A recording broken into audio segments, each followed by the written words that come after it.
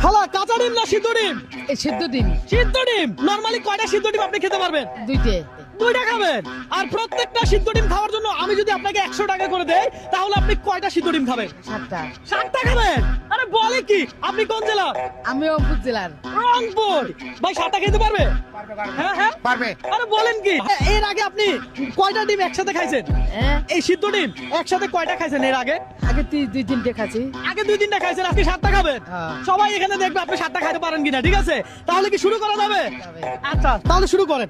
বিসমিল্লাহ বিসমিল্লাহ। দেখা যাক খালা খাইতে পারে কিনা। দর্শক 7টা ডিম খাইলে 700 টাকা, কত সোজা। দর্শক এই চ্যালেঞ্জ যদি আমি আপনাকে দিতাম তাহলে আপনি কতটা ডিম খেতে পারতেন, আমার থেকে কত টাকা নিতে পারতেন একটু কমেন্ট করে জানান। একটু লবণ টবণ মারেন। খালা এটা নিয়ে কত নাম্বার চলতেছে? এদের মিলে 4টে। 4টা চলতেছে। একটু পানি খান, চাপ নিন না, প্রেশার নিন, নাস্তা দিলে খান। 4টা খাই বলছে, মাশাআল্লাহ বলেন সবাই, মাশাআল্লাহ। হ্যাঁ দেখা যাক খালা কয়টা খাবে। আমার মনে হয় খালা 7 থেকে 8টা খাইয়েই ফেলবে। দর্শক এই মুহূর্তে আমার এই ভিডিওটা আপনি কোন জেলা থেকে দেখছেন অবশ্যই কমেন্ট করে জানাবেন। পাশাপাশি রংপুর জেলার মানুষ অবশ্যই ভিডিওটা কি করবে? শেয়ার করবে। শেয়ার করবেন। 7 নাম্বার টিম কোথায়? দর্শক 7 নাম্বার চলতেছে, 7 নাম্বার।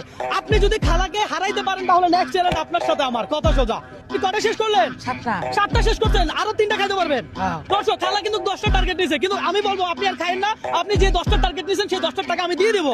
তুমি ডিম খাবে? হ্যাঁ ডিম খাবে। তোমার নাম কি? ফাতেমা। ধরো এটা তোমার, গরম আছে আস্তে ধীরে খাও। আর আর কোনো বাচ্চা আছে? ধরো এটা তোমার, এই ডিম তোমার। খালা তাহলে আমরা ধরে নিব খালা কয়টা খাইছে? 10টা। 10টা। কারণ খালা খাইতে পারতো না? পারতো। তাহলে খালা 500, 600, 700, 800, 900, এই 1000 থেকে 1000 টাকা বুঝে পাইছেন? ওনার মতো মানুষ আছে আরো হাত পেতে খায় না? তো তাদেরকে সাপোর্ট না দিয়ে এই ধরনের পরিশ্রমিক মানুষদেরকে সাপোর্ট দেন, তাহলে আরো অনেকেই উৎসাহ পাবে যে ব্যবসা করে খাই। হ্যাঁ সেটা ছোট ব্যবসা হোক।